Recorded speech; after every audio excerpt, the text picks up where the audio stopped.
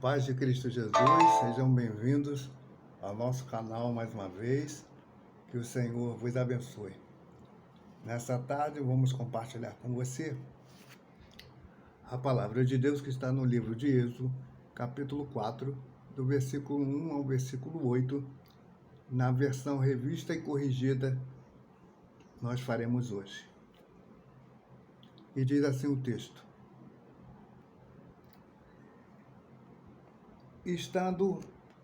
Então respondeu Moisés: se não crerem em mim, nem ouvirem a minha voz, e disserem, o Senhor não te apareceu. Perguntou-lhe o Senhor, que é isso na tua mão? E ele respondeu, uma vara. Então lhe disse, lança na terra, e ele a lançou. E ela se tornou como em cobra. E Moisés fugiu dela. Então disse o Senhor a Moisés, estende a mão e pega-lhe pela cauda. Ele estendeu a mão, pegou-lhe pela cauda e ela se tornou em vara na sua mão. É para que creiam que te apareci no deserto. E eu sou o Deus de teus pais, o Deus de Abraão, o Deus de Isaque, o Deus de Jacó. Disse-lhe o Senhor, mete a mão dentro da roupa, no seio. E ele meteu. E tirando a mão estava leprosa, branca como a neve. Disse-lhe o Senhor outra vez, torna a meter a mão no seio. Ele tornou a meter a mão e depois tirando-a, ela estava restaurada como antes. Se eles não crerem em ti, nem atentarem para o primeiro sinal, talvez crerão no segundo sinal. Vamos orar.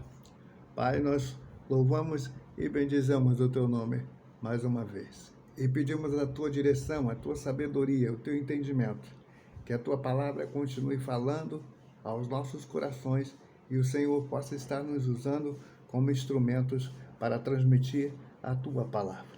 Glorifica e exalta assim o teu nome mais uma vez. Nós choramos no nome de Jesus. Amém. Então Deus começa a falar, ele está dialogando com Moisés desde o capítulo 3, o relato aqui, e nós só fizemos a leitura no capítulo 2. Então Deus fala com Moisés no meio da sarça. Nós vimos que aí ele está ali numa sarça no momento que não se consome. A sarça. E isso chama atenção, era algo que não era normal. Ela pegava fogo, porém não se consumia. Lá em Êxodo 3, versículo 5. Veja que Moisés ele descreve como essa maravilha, algo tremendo, algo fora do comum. Não soluciona o problema de Moisés, não o faz corajoso, não o faz esquecer que as suas mãos estavam sujas de sangue, que estavam sujas de violência, não o purifica. Deus torna útil sua obra. E Deus Então nós vemos que Moisés, ele, apesar de ver essa maravilha, de ver a sarça pegar fogo e não se consumir, ele continua com um sentimento de culpa.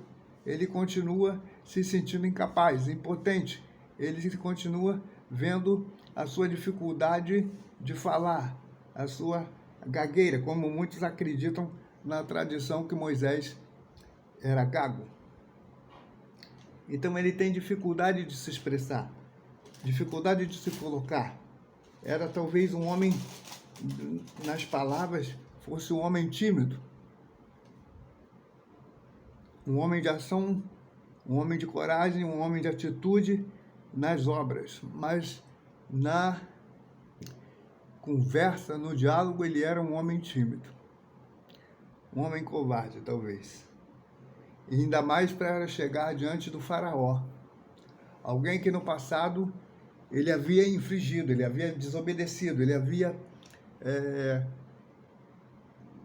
eliminado um patrício do faraó, um egípcio. Ele havia matado e enterrado. Por isso ele havia fugido. Ele estava então vivendo na terra de Midian, na casa de Jetro. E por isso ele estava cuidando das ovelhas desse homem, Jetro, quando Deus apareceu na sarça. E veja que o diálogo ele se alastra do capítulo 3 e vai pelo capítulo 4. Lá Deus pelo menos primeiramente vai se revelando a Moisés, e aqui ele vai dizer o porquê que ele chamou a atenção de Moisés e porquê ele apareceu a Moisés. Deus tinha um propósito, tinha um objetivo ao aparecer diante de Moisés. E Deus vai direto na situação da vida de Moisés. Deus vai direto na situação e Moisés argumenta com Deus, dizendo: e se eles não me ouvirem, se eles não me seguirem, se eles não acreditarem em mim? E Deus, porque Moisés estava dizendo: mas eles podem lembrar das minhas mãos sujas de sangue, dos meus atos de violência, da minha atitude impensada, irrefletidas. E eles podem me acusar e isso de descredibilizar o meu chamado e a minha autoridade agora. Mas aí Deus diz assim: então, o que é que você tem nas mãos, Moisés? O que é que você tem nas mãos agora, Moisés? E aí Moisés vai dizer para ele, no versículo 2, eu tenho uma vara, ou um cajado, em outras traduções, de pastor de ovelhas. Então Deus disse: vai e pega essa vara e lança no chão. E quando Moisés obedece, lançando aquela vara no chão, aquela vara se torna uma serpente e vai atacar, vai de encontro a Moisés. E o texto diz que Moisés, no versículo 3, que Moisés foge daquela serpente, daquela vara, ou seja, daquela missão. E Deus diz: Moisés, pega a serpente pela cauda. Deus desafia Moisés, Deus prova a coragem e a obediência de Moisés, quando manda ele pegar a serpente pela cauda. E Moisés obedece. Ele sabe que poderia ser mordido, ele sabe que poderia ser ferido, mas se Deus o estava chamando para uma tarefa, para um propósito, Deus traria de alguma forma o livramento. E ele obedece. E ele vai então pegar a serpente pela cauda, e quando ele faz esse gesto, quando ele tem essa atitude, quando ele produz essa ação, a serpente volta e se novamente transformada em cajado, em vara. Então Deus começa a mostrar para Moisés as suas maravilhas, os seus milagres, apesar de já tinha mostrado um através da sarça.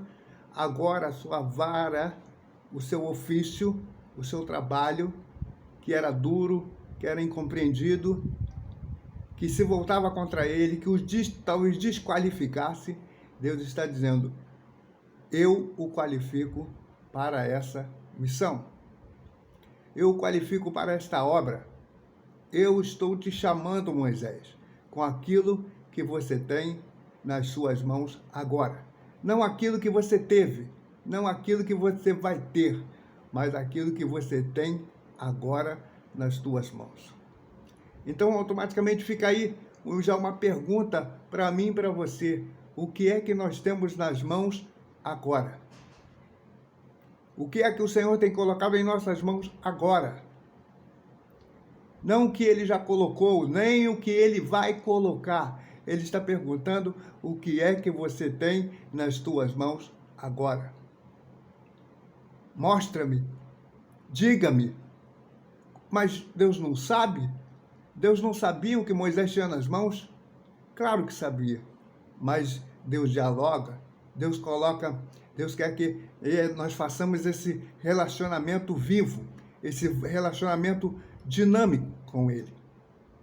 Então, Ele quer que nós nos expressemos, Ele quer que nós nos manifestemos, Ele quer que nós enxerguemos por nós mesmos a própria situação que nós estamos vivendo, o que nós estamos passando, e tenhamos coragem de dizer para Ele: estamos passando por isso, eu estou enxergando aquilo, ou dessa forma, ou dessa maneira, e Deus vai mudando, para que quando Deus mudar também a realidade, possamos observar e atentar que o Deus de Israel fez e mudou a nossa sorte.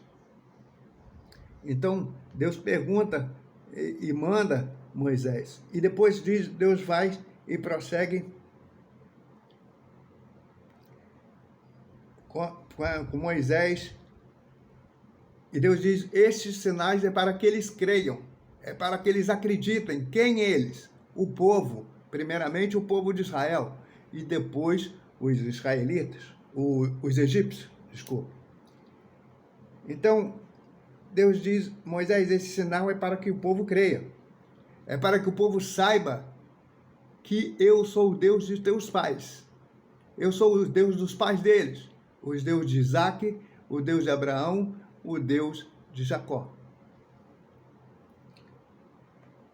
Isso fala do versículo 5. Versículo 6 diz o Senhor: agora você coloca a mão aí dentro da roupa. E quando Moisés obedece de novo essa palavra, essa ordem de Deus, a sua mão fica, ele deve ter sentido dores, um desconforto, e a sua mão, quando ele tira, ou seja, a sua mão estava leprosa.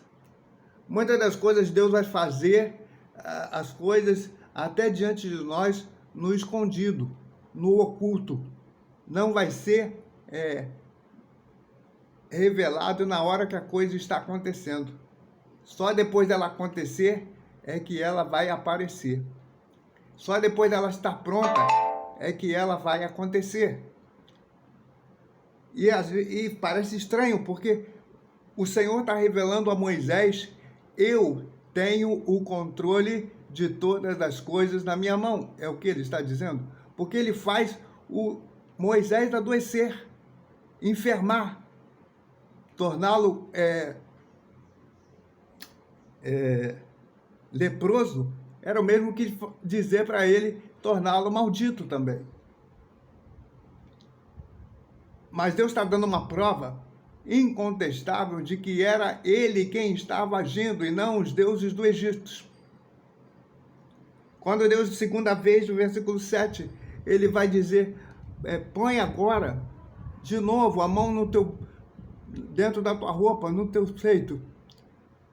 E aí aquele desconforto provavelmente sumiu. Aquele desconforto desapareceu. E ele, então, quando tirou a mão de dentro da roupa, do seio, ele estava curado outra vez.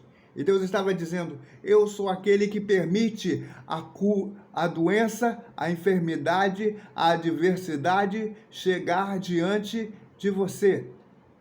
Mas eu também sou aquele que tira de você, do povo, a adversidade, o desconforto. Sou eu que faço todas as coisas.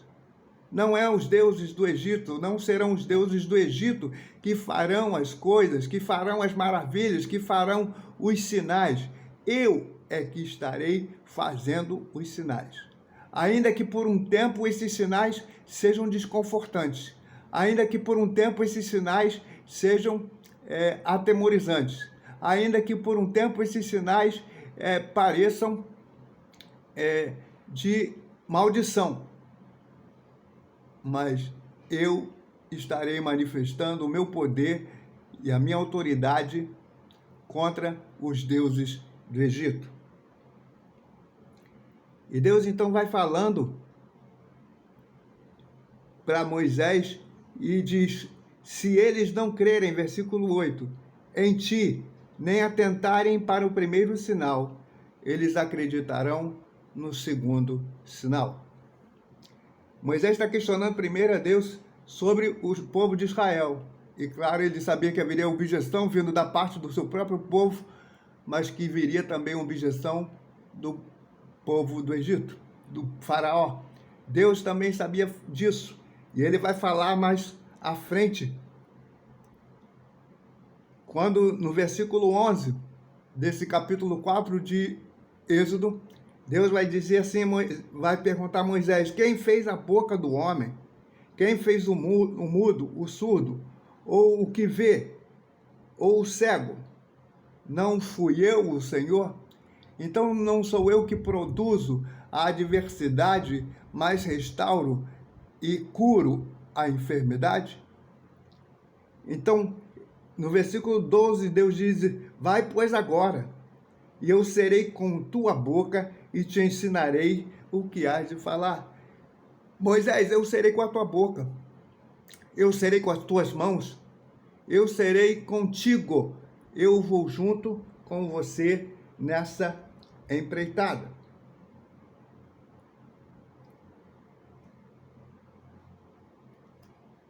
Deus está dizendo: Moisés, você vai na minha força, você vai na minha companhia. Não se garanta como antes na sua capacidade, na sua experiência. Não se apoie, mas se apoie na minha palavra, se apoie na minha ordem, se apoie na minha direção. Confie no meu poder, na minha autoridade.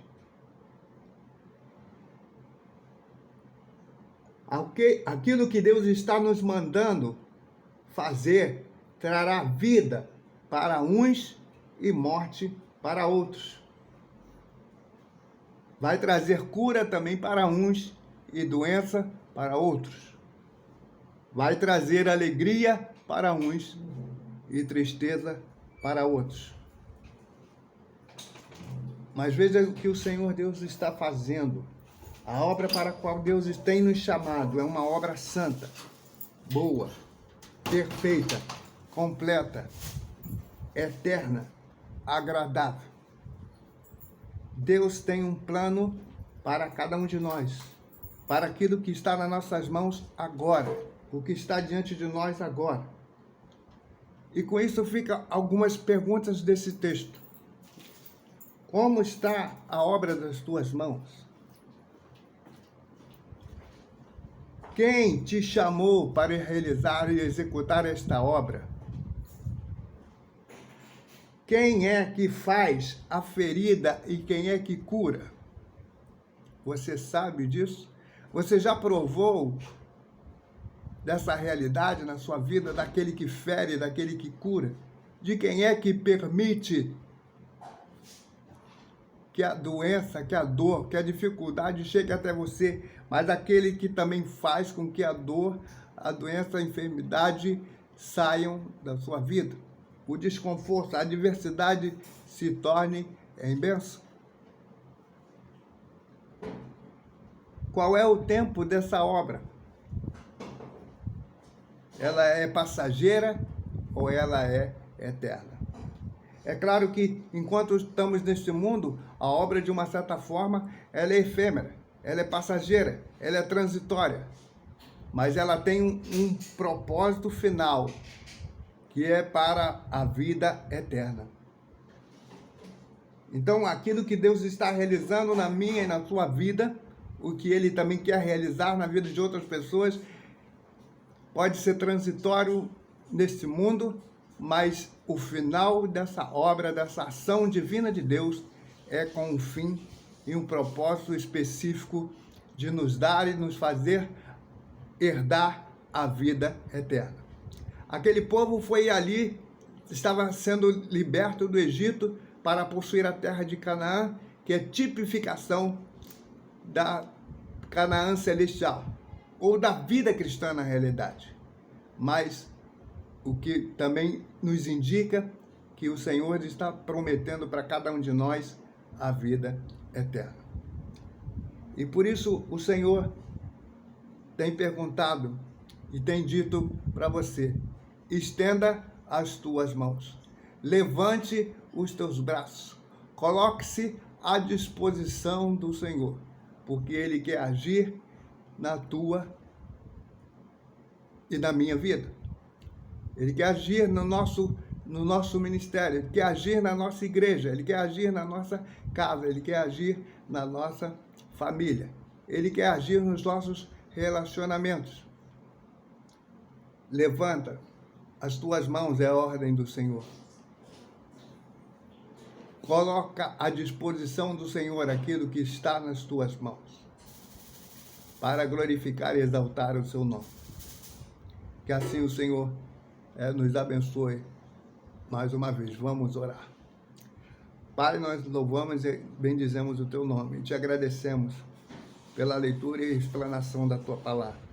Que teu Espírito continue ministrando a cada um de nós e sobre todos aqueles que vierem assistir esse vídeo, que seja algo abençoador e esclarecedor nas suas vidas, em nome de Jesus. Amém.